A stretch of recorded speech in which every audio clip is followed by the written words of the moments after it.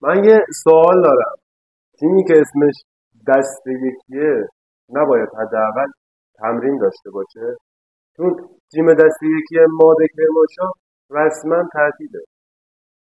تمرین که هیچ، برنامه صفر، انگیزه رو هم توی خواباشون میبینن. مسابقات دوم اردیبهشت شروع میشه، تیمای دیگه دارن بازی تدارکاتیشون رو میرن، تیم ما هنوز دنبال توپ و تورشه.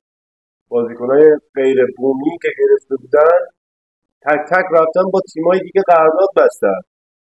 خب حق هم دارن دیگه. اینجوری حساب کنید کی میمونه تو تیمی که آیندهش هنوز معلوم نیست؟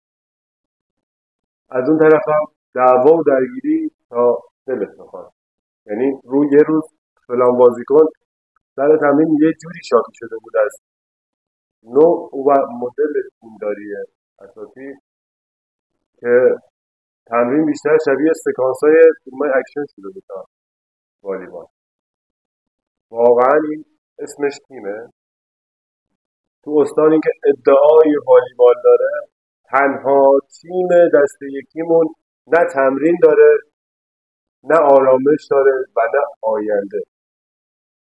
ولی خب جلسات هنوز ادامه داره.